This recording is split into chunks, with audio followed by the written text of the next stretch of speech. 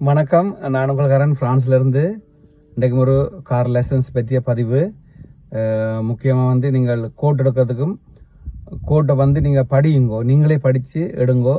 அது உங்களுக்கு வந்து நல்லது. என்ன சொன்னால் நீங்கள் வெளியில் போய்க்கே கோட்டில் ரூத், அதாவது வந்து ரோட்டில் உள்ள விஷயங்கள் உங்களுக்கு தெரிய வரும். அதே நேரத்தில் ஓரளவு உங்களுக்கு ஃப்ரெஞ்சு நல்லா தெரிஞ்சாலும் பிரச்சனை இல்லை, அது நல்ல விஷயம்.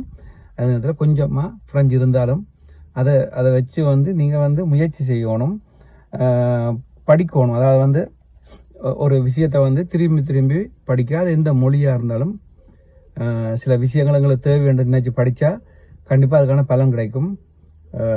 தயவு செய்து உங்களை வந்து நீங்கள் தாழ்த்தி கொள்ளாதீர்கள். நீங்கள் உங்களை தாழ்த்தி கொண்டு என்னால் முடியாது போல இருக்குது, இது சரி வராதுன்னு நீங்கள் நினைச்சிங்கன்னு சொன்னால் அது ஒரு பக்கம் இருக்கிறதுனால வந்து உங்களால் படிப்பில் வந்து ஒரு விஷயத்தை செய்கிறதுல வந்து கவனம் இருக்காது. நான் என்ன செய்தாலும் இப்படித்தான் இருக்குது, வேண்டாம் விடுவோம் அப்படின்னு நினைச்சிங்கன்னு சொன்னால் கண்டிப்பாக நடக்காது. ஏன் முடியாது என்று நினைச்சு பாருங்க.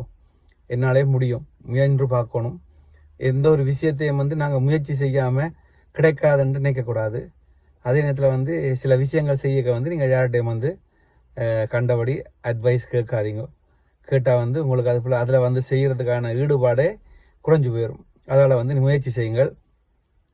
அதோட வந்து ஒரு பாடத்தை வந்து பாடம் இருந்தாலும் சரி, எதுவாக இருந்தாலும் சரி, விரும்பி செய்தீங்கன்னு சொன்னால், இப்போ இந்த கோட்டை எடுத்துக்கொண்டீங்கன்னு சொன்னால் கோட்டை வந்து நீங்கள் திருப்பி யூடியூப்லாம் இருக்குது என்ன கோட்டை அது சம்மந்தப்பட்டது. நீங்கள் என்ன தொடர்பு கொண்டாலும் நான் அது சம்மந்தமான சின்ன சின்ன விவரங்களும் உங்களுக்கு தருவேன்.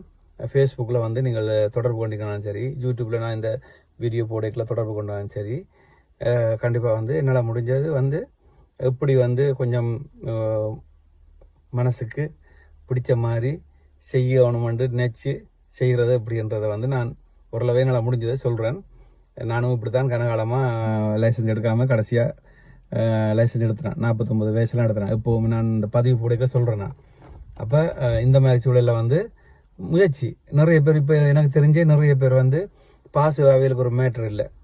அந்த ஒரு விஷயத்த வந்து திருப்பி படிக்க ஒரு 10 தரமோ 20 தரமோ ஒரே கேள்வியை பதில் கேள்வியும் இருக்குது, அதில் பதிலும் இருக்குது. அதை நீங்கள் படிக்கல வந்து அது சுலபமாக வந்து அது சம்மந்தப்பட்ட விஷயங்களும் வந்து உங்களுக்கு புரிய வரும். அப்போ தெரிஞ்சு கொள்ள முடியும். அப்போ அப்படி போனீங்கன்னு சொன்னால் கண்டிப்பாக அதுக்கான பலன் கிடைக்கும்.